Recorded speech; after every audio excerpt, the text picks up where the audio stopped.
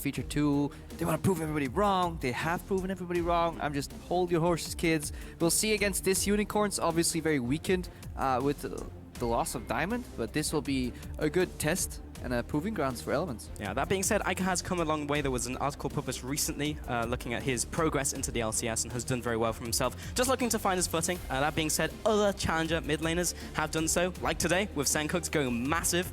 So he still went big. time. Yes, he did. The quadra kill with that distortion was sweet. But Lissandra and Poppy will be the first two bans in from Unicorns of Love, and Tam Kench will be banned out against Chachi in the top lane with Rise as well, so two bans up there. Yeah, I'm actually sad we see so many Lissandra bans because that is one matchup that I've actually enjoyed watching a lot. If you look over to LCK, one team gets Lissandra, the other one replies with Alistar, and then it becomes a mind game. Every time the call comes, like the instant Pulverize comes out, or doesn't it?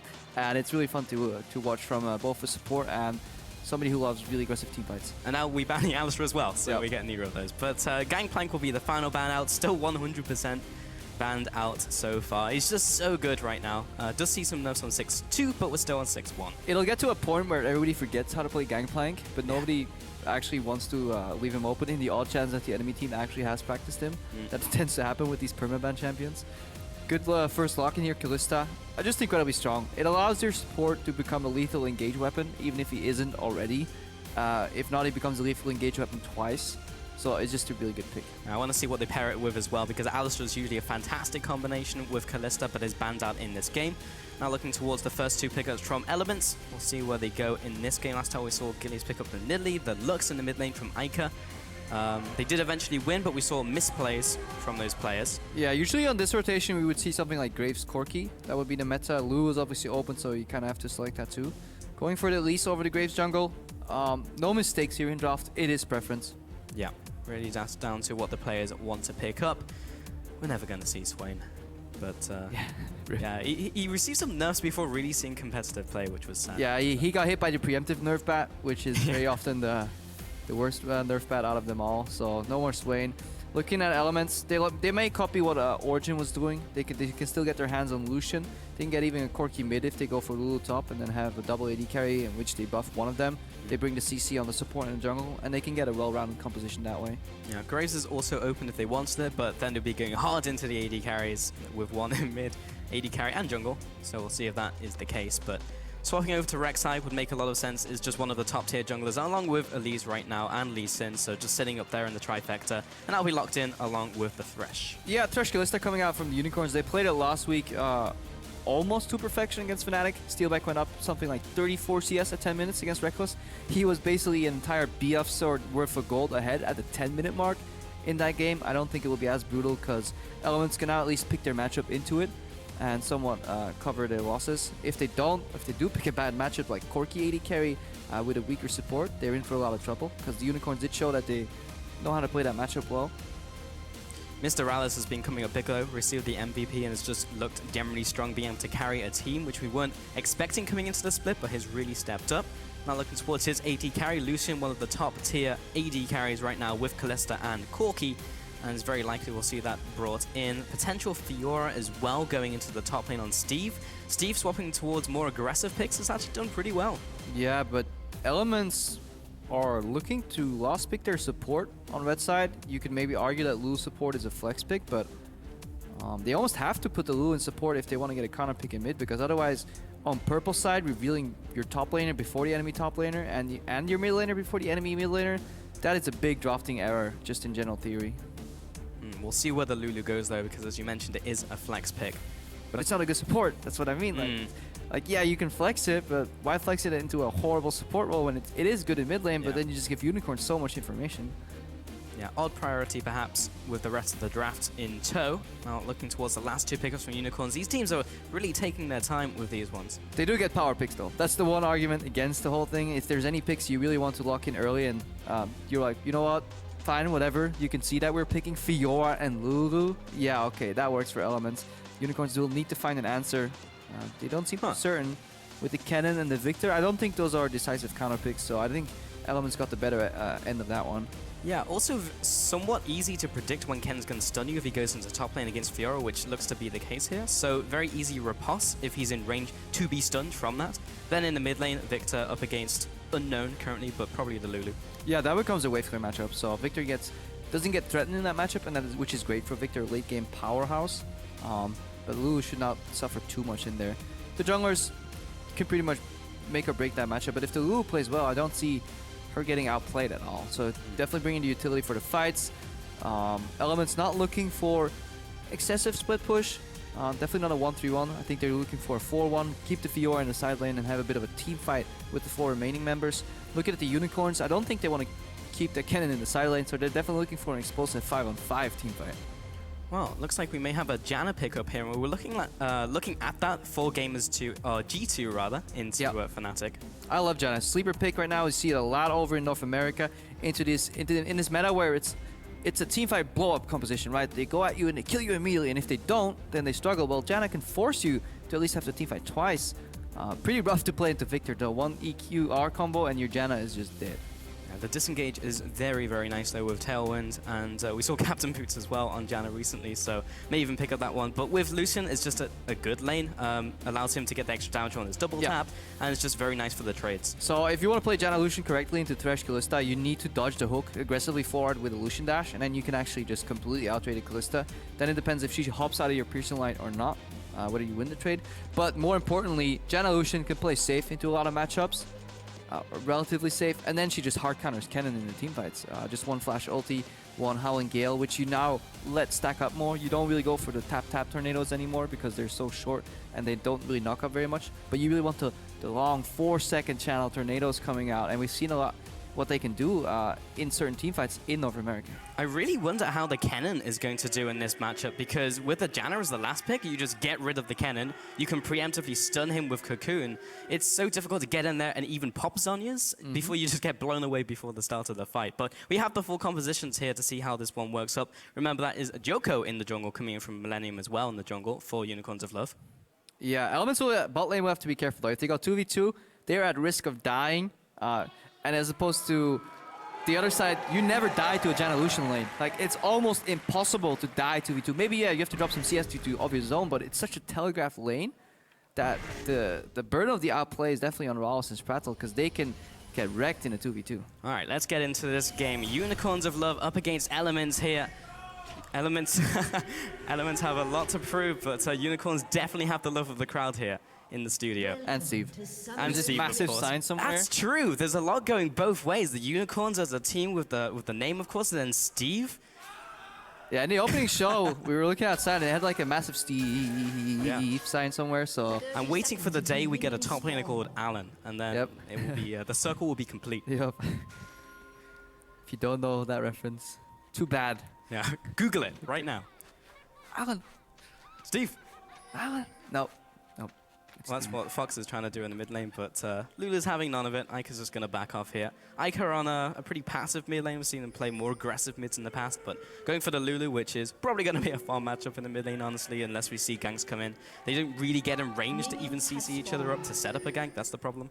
Yeah, Elements swapping away from the bot lane. I think we'll see Janna Lucian go in for the stop on the camp. I hope so. That would be the really nice play here, actually. Shuts down the double jungle, forces them to leave the jungle and only take 1 camp on their way out. Kalista Thresh setting up for a camp. Yeah, I like this. I like this from Elements. This is smart. They avoid the 2v2, and worst case, if Elements had or Unicorns predicted a swap, they would at least cancel the camp on Steelback and Hylissang and at least make it an even level 1 lane where Janna is stronger, because Janna doesn't spike at all in level 2. She gets like, what, a tornado? Okay, have fun with that. You know, if you, as opposed to Thresh, who gets EQ, if you end up a camp down or even camps, and he steals the little wolf. The crowd goes nuts. Yeah, definitely good move by Elements. I like it. Yeah, stealing away the wolf is actually pretty big because it really screws with the experience you get from the following camps and stops you from hitting the levels you want to. So now Chachi and Joko just going to pick up this camp as well. Sprattle got what he came for. Now he goes into the top lane and uncontested. This is just a standard lane swap really here. And we'll see the AD carry stack up those waves and the double jungle will continue. Yeah, meanwhile though, Hylissang did invade the enemy jungle too, so 2 camps left alive. on the other side too. Usually when you see a team perform this little exchange, the double jungle ends up getting more on the other side of the map. So could have gotten Gromp and Wolves, for example, but they got shoot off after the Wolf. So a little bit of a mistake there from Elements. I think they could have gotten a little more greedy. But in this accelerated 3-man push meta, it doesn't really matter all that much. Yeah, when you're saying they could have been more greedy, that's nitpicking. Yep. When you get to that point. It helps when you have a Fog of War at the table. Yes, it does. Go here, right now. But Gilius and Steve now heading towards this red buff, or this blue buff, sorry. I'd like to claim I'm colorblind, but I'm not. And now they'll go into this bottom tower. Chachi will come down as They well. also look different. Yes, very different. And are on different positions in the map, but hey, colorblind. yeah. Alright, 3-man push, junglers do whatever, pick up Scuttlecrabs, remaining camps. This is completely standard. We have to see what phase 2 looks like. The only adaptation that we've seen has been Giants today, who swapped out their AD carry to lane 1v1 against the top laner, something we've seen the Rocks Tigers do in the series against KT. I haven't watched the one against SKT just yet. That's still on my to-do list, so maybe they do it there too. Who knows? But other than that, most teams just follow the standard lane swap pattern. Strength for the ages over to Joko, so implies he'll probably be going Cinder Hulk as well and try and just get tanky as a front line, which makes sense here. Pretty standard. Wind Speakers as well from Sprattle. Yeah. Gotta go Wind Speakers here because in those late game team fights, when you do knock away the cannon and you heal like 3 people and you shield another one, like the amount of MR that you're giving to your team is just massive. Just especially against a team fight comp. That's so much gold worth of stats that you get for free. Yep, so nice with the Monsoon. And yeah, Ralles opting towards the further of battle versus the extra burst you get from Thunderlord's Decree.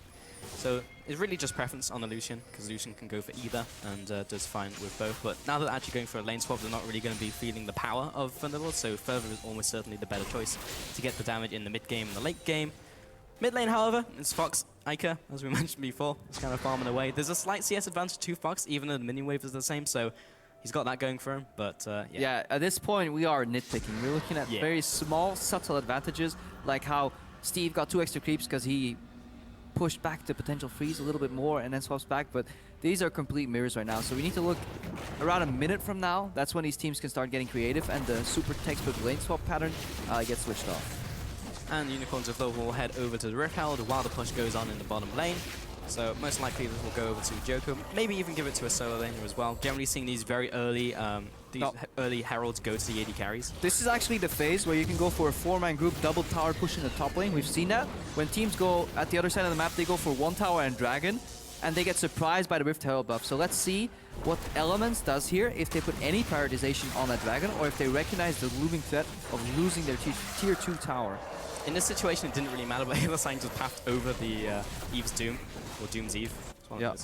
And then, yeah, got that one. But it doesn't matter because the grouping was formed. Sharing is caring. Anyway, it is. Hillside wants the extra damage and move speed. Actually gets some range for a hug, so probably actually not too bad. But gonna take up this top turret. Will be going down. Most likely the gold will go over to Chachi, and can deny some of those minions as well. Steve gonna do the same thing in the bottom lane, and we'll take that one down. So really, if you look across the board, very similar in terms of what both teams have gained.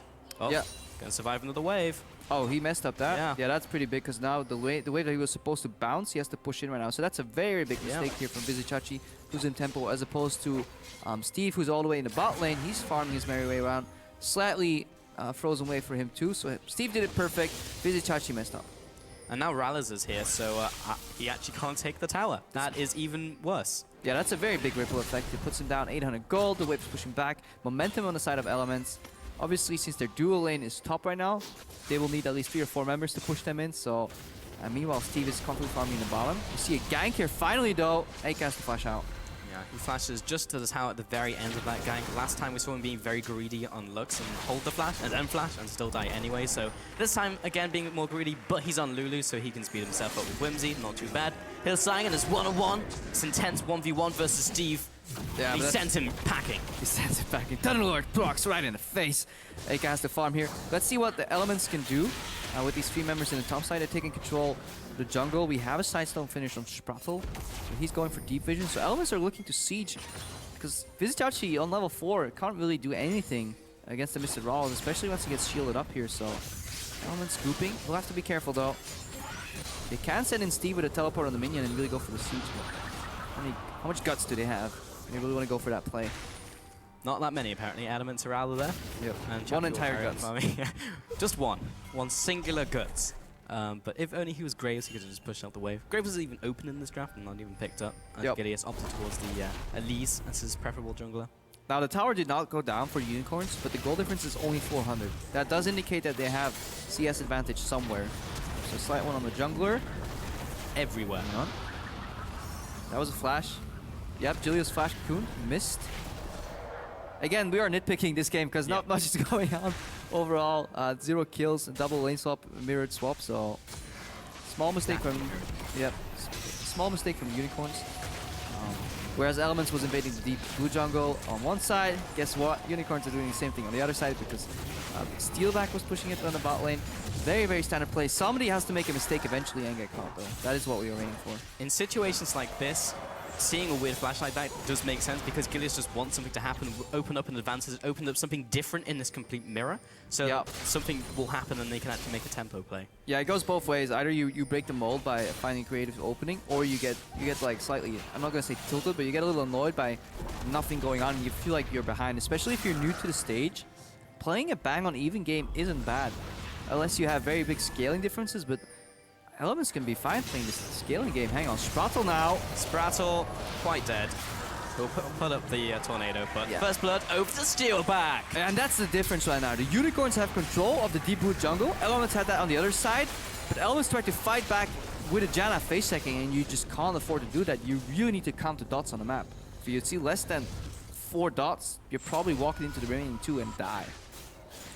And right there, all those dots were there to gank her. So went down there.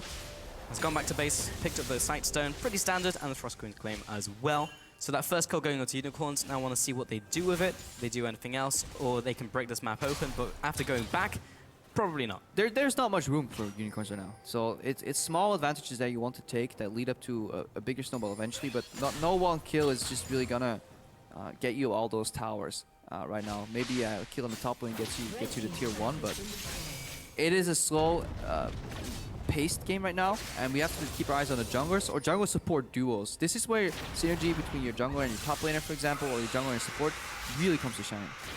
Gileas just cannot get the gank off in the top laner against Kennen. Movement speed from E is just a little too much. Now, the Scuttlecrab taken away, and most of Unicorns in the top side looking to make something happen. Aggressive wards going down, I believe.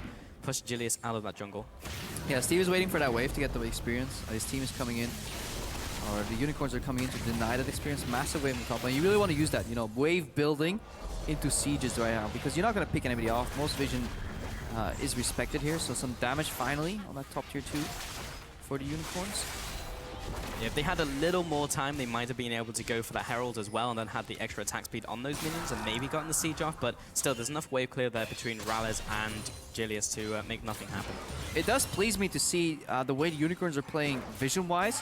Joko and Hylissang are working together in a similar fashion that Diamond and Hylissang were doing in the first 2 weeks, and that's something we were lacking from the Unicorns last season as a whole. So as a team, their macro has improved. Look at those little 2 wards you have behind the red buff and next to the Raptor camp. That is what Unicorns are doing well. Elements mirror it, but they don't really... Unicorns don't care because they're actually conceding the weak part of the map. They say Kalista on Steelback on Kalista Rada, he can farm on his own. We don't really care about losing the vision in our jungle. Whereas Unicorns, they're actively pushing pressure in the vision contested part of the map, so they're playing more proactive. And now that the tower has gone down, Unicorns are ahead in this game quite significantly. In fact, 1,400 gold is quite a lot on their side. Plus they take the Herald as well and go back to base. Just general CS advantage in mid, bottom, and jungle. Actually a lot on Joko. I believe he's been in lanes taking minions as well, so that kind of reflects it, but still advantage nonetheless. Yeah, which is more efficient pathing overall, and the fact that Sprattle seems very insistent on holding Mr. Rawls' hand, whereas Steelback is a strong independent AD carry that need no support. So Sprattle, that's the bad side if you play Janna in a lane swap where you're under-leveled. You want to get to level 6 or you just die on every face check. So you just kind of hover near your AD carry, doing absolutely nothing. 0 contribution until you get that level 6 and you can start joining fights. Whereas Hylissang, he's moving his merry way around the jungle, warding, setting up potential hooks, so much more pressure coming out of Hilly compared to Sprattle. Oh, Chachi. He lands the Shuriken, and that's quite a lot of damage on Taraz, but he has lifesteal, so he'll probably get a bit of that back. Mid lane, though, is being sieged in by Joko and Fox. Should be able to take this down, or not, as Steve, Gideus, and Sprattle come in. Get the Cocoon onto Joko, but he's fairly tanky. He's picked up the Cinderhawk already, and he has the extra movement speed from the Swiftness boots. Yeah, Elements with a very, very good team fight composition 4v4 if the fight's coming to them, but they have a hard time engaging it themselves. Cocoon is the only thing they have. They have a speed up from Lulu, but slowly but surely that Victor matchup that we saw getting picked into the Lulu, even though it was red side, gets pushed in right now. He keeps pressuring the tower. Both towers are down. If that third tower opens up and Hylissang and Joko continue the deep vision style, then Elements could be in for a whole world of trouble. Very possible. Steelback is still being left on his own. Actually, he's now joining his team. Would you do that in solo queue, Crepper? Would you leave your AD carry alone? Yeah, of course. And then I kill mid, and then he dies alone. And I'm to blame. Joko right here trading with Julius. Cocoon is down though. The group in the mid lane is here. We'll likely see a culling for the wave clear because Aka can't clear that alone. And the flash and the hook goes Field goal! wide. How many points is that? Do you watch 10. Do you watch football? Of course I don't. Okay. I come from Liverpool as well, man. It's Yeah, you're a small Asian Liverpooler. Liverpudlian, I think you'll find. Probably not gonna have the greatest knowledge of American football. If only the official was here, we would know. Yeah, and lucky he is not. He's gone, he's been benched, Yep. and now the blue buff will be taken up. Joko going straight into the enemy jungle, just has a tunnel set up so he can jump in there. Yeah, Unicorns have had control of both deep jungles really the entire game right now, and that's why these lanes are fallen, because nobody on Elements can actually safely push out beyond the river point. Aka's also in the losing push matchup in mid. There's no jungle interaction because Gilius can't find any openings. If the Cocoon hits at all, there's no follow-up. Sprattle is still watching Mr. Rawl's farm. He's taking the scenic approach to League of Legends. So, very, very lackluster passive Elements overall. We have train spotters, now we have CS spotters. A new sport from Sprattle, brought to you at home. With the Moby Boots, which I despise on Janna, on a champion with a lot of built-in mobility that actually gets rewarded for moving quick in fights in a meta where Swiftness boots are also cheap. He actually went Mobies. Gilius gets blown up by Fox, but not quite finishing him off here. Has already used the flash to try and get in range. Jukes towards his team and gets shielded from Sprattle, so he'll stay alive. But now Sprattle and Rallis are caught out. That's a lot of damage coming in from Fox, but has been cocooned. Will cleanse that one out, and the hug lands from Hylissang. Steal back with the damage, and the Rend picks up the kill. Yeah, it all comes crumbling down here for Elements. We see Gilius wandering in the jungle that has been under complete control from Unicorns alone. No support. He gets chunked out. Then everybody's like, okay, you're fine. You walk back to base. Oh, this Victor is still here. Sprattle thinks to himself, why is this guy level 10? I'm not even like level 6.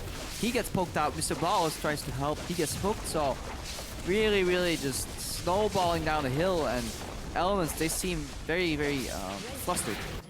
Yeah, very flustered. And the fact that Sprattle was level 5, I mean, Hylissang's just hit level 6, but he had that before then and was actually getting enough experience so he could hit that spike. Having Monsoon in a game like this, where it's very possible someone's going to get picked, is quite important as a disengage tool. Just walk together. There's no goal here. It seems very, very dynamic QE. What Elements is doing here is like, oh, the vision in the jungle is gone, it's dark, let's walk in and find out who's there. Well, it turns out there's a level 10 Victor. May have to flash out. So, as opposed to Unicorns, I don't think we're giving them enough credit. They're playing a really, really solid style of League of Legends here. Really good pushes on the side lane, moving in for vision in between. Playing aggressively, but with enough caution that they don't get turned on. Really using their vision well. They haven't been in their own jungle for longer than maybe a minute in the last 5 minutes. And the macro game continues from Unicorns of Love, something we've really just been impressed from compared to the old style, which was just make some flashy outplays and get ahead and maybe win the game. Yeah, 5 towers to 2. 6,000 gold lead right now, 3 kills to 0. That is complete opposite. Usually we would see the Unicorns losing towers, but winning kills ever so slightly because they play a super chaotic style. Yeah, really, really nice to see the improvement, and something I honestly wasn't expecting to be predicted here, because Unicorns as an organization didn't seem to offer much growth to their players. But it does seem with the roster changes, we've seen an entirely new gameplay. One of our questions as well is how is Joko going to fit into the team with Diamond Prox moving out, because he had so many influences in those First Bloods. So far, actually not too bad. Has been fitting with the team pretty well in their movements. Has been involved in the kill as well. Was there with his team to set those up. Has also been in the enemy jungle, keeping up the vision. Yeah. Unicorn's going a little heavy on the boot trinkets though. developing style we've seen is a lot more yellow trinkets once you do get that lead, because obviously they don't just get revealed. You need True Sight to reveal them with either Vision Wars or the Sweepers. And they're not really at risk of getting picked off. I mean, if you face check into elements, only the Cocoon is really going to punish you. Or a Whimsy. That's about it. So I think Unicorns could do well by switching to yellow trinkets, keeping the same playstyle, and eventually either open up the tier 2 tower in the top lane or go for an early Baron. They may actually have just done that already. I lied. It's not Baron dead. It's Nope. It's 17 minutes 40. I'm just so confused. Why are there 5 towers down at 17 minutes? Why are these guys like 6,000 gold down? And then I look on the minimap and I see the Baron pit. I'm like, oh, they're sneaking a 2-man Baron. Yeah. Nope. That's Not a today. no. Yeah, this is a worrying correlation, or the start of one that could be for Elements, because they have many strong opponents ahead, and Unicorns is only the tip of the iceberg. Yeah, definitely. So Elements 3-1 right now in the split, but they've faced some rather poor opponents, and they need to face the more stronger teams coming up. And Unicorns probably one of the... Hang on, Joko. He's out. Oh, Ica might be out as well. He's got his ultimate and flash and ignite and burns none of it though. And that's the problem. If you fall behind with a team comp like Elements have, Unicorns don't actually have to kill you. They can just use their offensive tools to chunk you out and just disincentivize you from even fighting. And Elements, because they lack the hard engage, they can't even answer that. They're like, okay, I survived, but I have to walk back to base. But what do we do? We wait for Cocoon. So they have a really good 4-1 if Elements stays even, plays the macro well, or get ahead. But if Elements are this far behind, it's incredibly hard to come back. I think that's something people forget as well. Sending someone back to base is still time that they've gained. Yeah. People go deep for kills and chase too far when they could just shove them out and take the tower. Yeah, the essential logic you want to follow is if you kill somebody, he's out of the frame or out of the equation for maybe like 30 seconds, but you can chunk them and acquire the same and play a macro style. H2K does that fantastically, especially early in their game against Fnatic. And that's actually one of the reasons why Janna as a pick kind of disappeared in more of these active metas, because she didn't offer engage, only disengage. If you look at teams like Immortals though, over in the North American LCS, they use it beautifully. They say, okay, we have a passive support that can only reset the fights. Well, we'll pick hard engage only on the other champions, like Lissandra going in, super high damage on Graves, you know, pure raw power. But Elements, they're overloading utility and they're paying the price. Indeed. So in that jungle, Gilius has got a scoreline of 0-0-0, so has not impacted those lanes at all. Has tried to make that one play that we saw earlier at Red Buff, but apart from that, oh, there's another play. Smite that one away.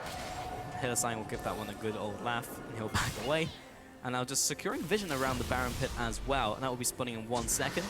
But teams, very hard to find it if they haven't killed anyone on the map, and the opposing team can contest it. Yeah. Heading into the middle lane now, just to try and secure that vision. Elements are aware of this and just have the positioning, whereas we have a steal back off on the side lane.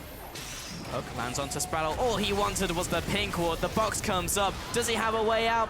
The answer is no. Hillside picks that one up. And again, this is what we saw in the early game. Spraddle fighting to reclaim vision control on his own, without support, under level, and it's just rinse and repeat over and over. And we see more action here from the Unicorns. Steal back throws in Hillsang, and he's ready with more damage. Fox comes in, Grand Challenge activates, but Steve jumps in and he immediately wants out. Mistakes were made. He'll flash away. There's the ultimate from Chachi, and Ica will take the chunk as well. Already uses ultimate on Steve just to keep him living. And now Unicorns will back off to the Baron. Yeah, and the repeat play here from Unicorns, if the gold lead was a little smaller, would have been push the lanes, ward in between in the jungle, push them again, go for Baron. They can skip 2 of the steps. It's walk in, somebody will get caught, and just instantly go for the Baron here. We saw Hillsang waste his flash for a hook. We saw Vizichachi use his ulti, let's call it a zoning ultimate. But it didn't even matter because Elements was playing so far back. Had to run with the tail in between their legs, and they're going to just watch Unicorns take a Baron buff here.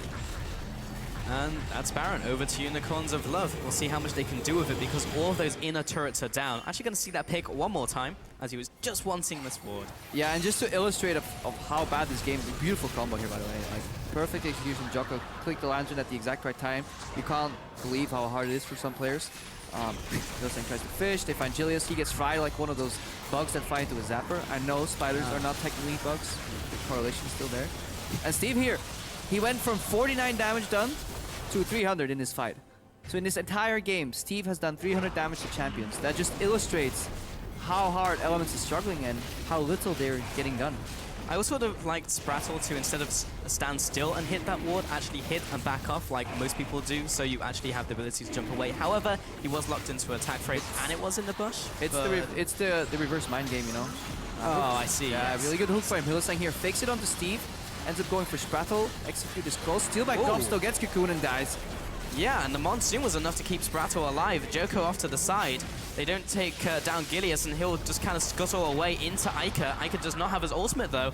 This is starting to go extremely well for Elements, at least in this trade.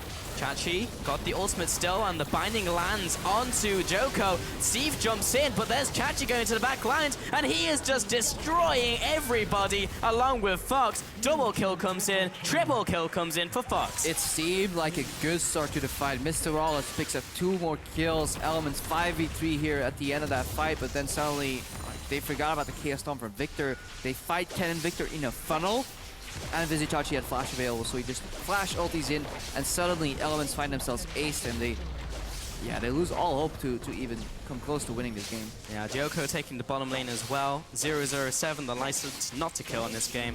Fox and Chachi will take this inhib. Bot inhib is going to continue living for now, but that's something open that Unicorns can just group up and go for a fight. And speaking of fights, we're going to see that last one again from the very start with Steve getting caught. Look at this hook here. He's going to fake it on Steve and switch it to Sprattle, because that's what you usually want to do on Thresh. You act as if you're going for one target and then go for the next one. Cocoon from over the wall, catch a steal back. Now Rallis is going to clean up Hylissang, but keep your eyes on the left part of the fight. Chaos Storm was actually used already on Gilius, so it was really just Kennen and Victor that will win this fight. Elements could have disengaged, but they felt that they had to make the move, and Vizichachi right here coming in with the flash eventually is going to clean up that fight. Oh, that stack. The damage in from Chachi, and because he managed to get in range of his ultimate with so many people, meant he could instantly activate the W and just dealt a ridiculous amount of damage. He was just clean up from there with Fox. Yeah, Kennen did get changed a very long time ago, where it didn't matter if you had stacks applied to people already when you press W. The only condition for dealing damage with W is literally that you're just within range of them. And he got a quadruple ulti stack with quadruple W damage, and that man Elements just get aced. Simple as that. Now the push in the mid lane is coming in, and the bot lane inhibitor is open. That's being pressured, and Unicorns of Love don't even group 5 to go for that objective. They still have to push in the top lane from Chachi and steal back. Yeah, they're playing so clean, especially that is the answer to a utility teamfight comp, is you just split them up. Yeah, Lulu adds a lot of value to Lucian and Fiora. Fiora gets to carry these fights because of Janna and Lulu, but if you split them up and they're already behind, you just isolate them and expose their weaknesses, and you just push them in over and over. Steve trying to clear out these tunnels, but this is dangerous with Chachi there looking for the stun. He'll manage to go through the base gate back to safety with his team. Joko just gone ahead and pushing out this mid lane. Now the bot lane's being pushed in. This could be close to Element's curtain call very soon here. Yeah, I just love the improvement from Unicorns, that their bot lane is now a decent 2v2 threat, as we saw against their match, or in their match rather, against Fnatic. You see Steve dodge the hook here. See if you need to finish that point later. So their bot lane's a 2v2 threat, but Steelback can also play on his own, which enables Hylissang to roam. Last year it was kind of spring split. Vardax and Hylissang would beat people 2v2 with the Morgana Jinx. Summer split, they got outlaned every single time to the point where Hylissang was going for frantic roams. Now they have both playstyles in their bag of tricks, and that allows them to be versatile. Yeah, a surprising upgrade there. Now Joko just zoning away, taking this one down. Steve has been hooked in, he'll have to lunge away. The rest of Elements are just letting this happen, and Unicorns of Love are just beating them up and taking the lunch money. There's nothing that Elements can really do though, and Rala is trying to put down the damage, but he just doesn't have enough. He can't even get through the shield that Joko has on top of him, and there goes the inhibitor. Yeah, Rala's watched Origin, and he's thinking to himself, why isn't this working? I have a Lulu, I'm Lucian, I should be able to 1v5 here, but sadly this game turned out a little different, and Unicorns setting up for the final blow.